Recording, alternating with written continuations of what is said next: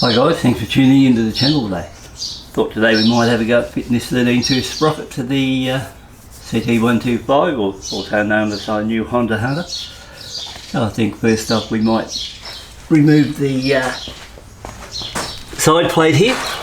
So it appears this one here will go first, so it's at 14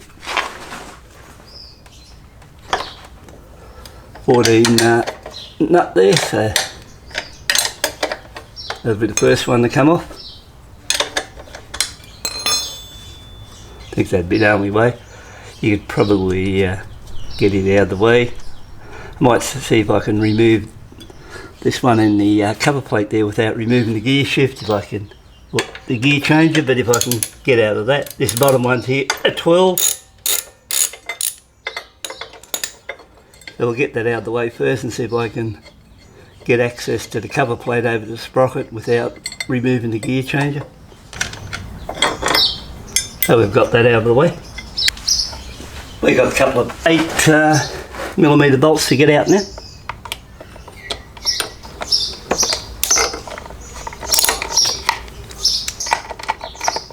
Sitting there.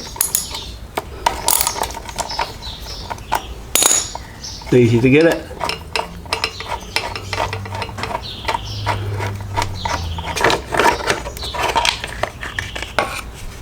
So we've got two bolts that come out of that, one large and one small. Smaller one goes to the bottom. Look at the slack on this chain. Now guys, to stop your wheel from rotating, you can always put a bit of soft timber into the back, straight through, lock her in, and that will help you get the front cog off. So let's give it a hit.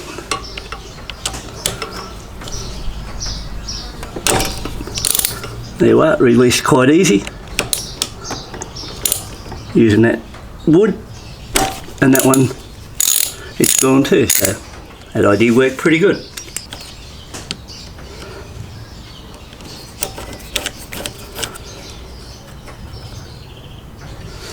Number two, take the cover off with a plate. It'll just twist around. So it comes in first and then turns around. So once again, when these things come on, they usually just come in at an angle like so, then turn, line up the holes. It's out now. I'll put it back on exactly how I took it off. So we should be able to lift this cog off, and off it comes. So we'll just rest it there. There's the original factory one. So if we look at my replacement, one too smaller.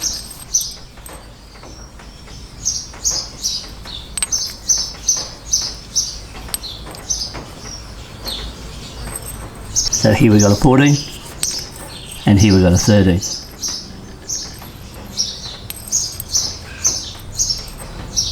So we'll see how this goes.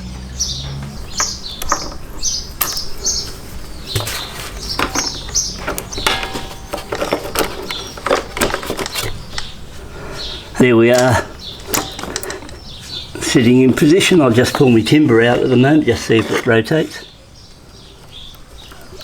Okay, put my timber back in.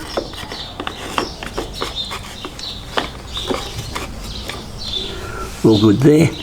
So we'll put this back on.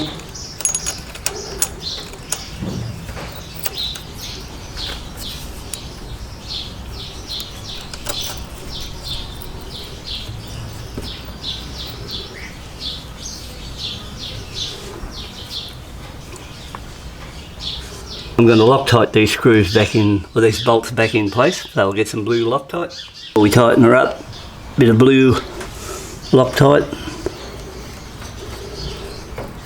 on each thread.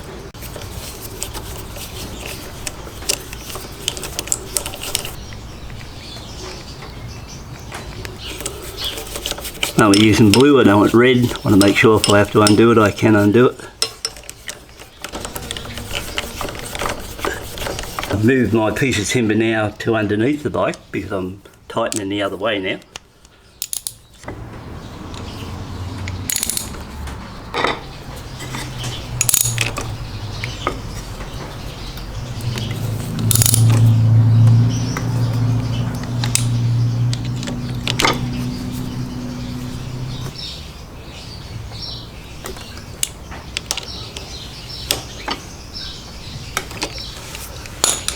So we've got that tight.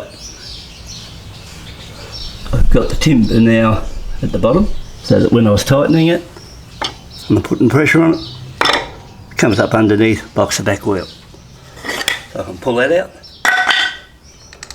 Got a bit of chain tightening to do now, so that'll be at the back of the bike.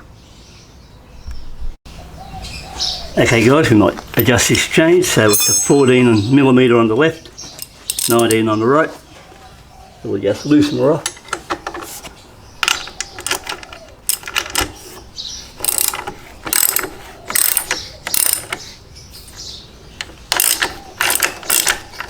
We'll loosen off the adjuster, so we've got a 12 and a 10.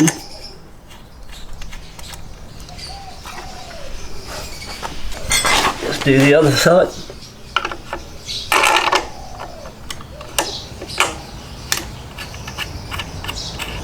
I'm just going to wind out the 10mm one. Right from the start on this chain I marked the adjusters right at the top.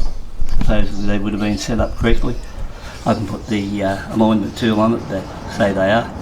So you'll notice I've put a red permanent texture mark right at the top here, the nut. So what I'm going to do now is rotate it one full turn this side, one full turn the other, and pull the wheel out one full turn at a time. And then I'll go in gradual turns until I get the wheel out to where I think the chain's about the correct tension. So that's the plan on that one. So if I go one full turn, the best thing about I've got my marker there, which will be coming up now, like so. I know I've pulled it out one full turn. Then after that I can do increments of 1 in 6. So I'll pull out the other one turn.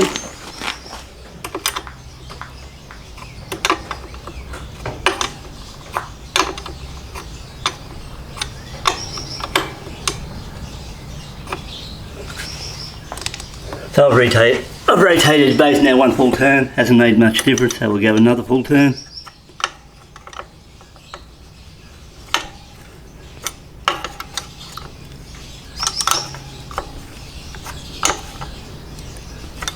We're up to 2. Another one here.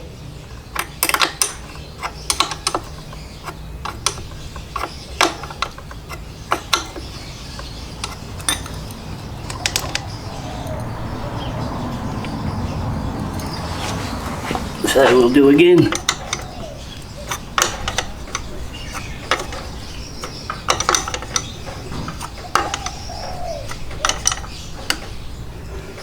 Three.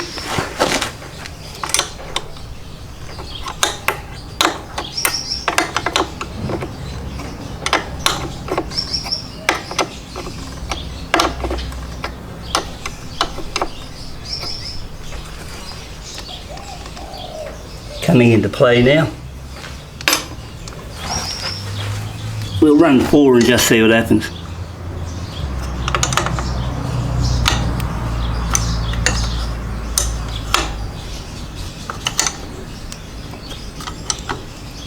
Okay, we're on 4 now.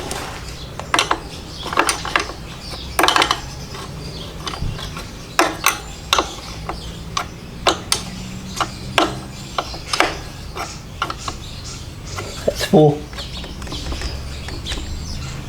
4 is probably too much, so I'll be able to back off in a reverse and go back. You'll see, we'll go back. Just check her out. Might go back 3. 1, 2, 3.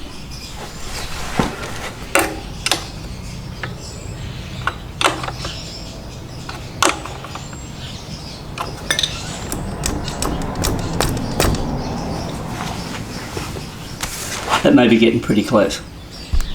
New sprockets on, I've Loctited it with blue Loctite, nothing serious there. I've oiled the chain, I've adjusted the chain now, and I always thought this chain was crap anyway, and even with the reduced cog size I knew I'd have to pull the chain back, and in total I pulled it back almost 4 complete revolutions each side of the swing arm, so that was a fair pull back on either side, although the chain was loose to start with and then it dropped again from 300 kilometres of the last adjustment, so whatever's going wrong, I'm having a bit of problem with this chain, but either way I know I'm going to buy a new chain anyway, and even on 4 adjustments it's still probably somewhere close to it by the time I sit on it, but it's well oiled now and I should be able to get out, give it a bit of a test. I can put it back together, might do a run around the block just see if it's okay, and if it's good enough then I might take it out to the paddocks maybe tomorrow, because I've got a bit of work to do on the infield over there which I've neglected over the last 3 or 4 weeks playing around with this, and I've got a bit of work in that line, but I'll fix that up today, give this a little bit of a test ride around the road. If it works, everything's right, well I'll take this out into the scrub and try it on a couple of good hills, but I'll do a pre-test run on it first to make sure it's running alright before I head out that way, and it's already, like I said, oiled up nicely. Just put it back together, give it a run, see how it goes, fix this other bike up in the infield line, and do that little bit of the service I was going to fix up on it, and apart from that don't have to do nothing to it after that, and I can just go back to concentrating on this one.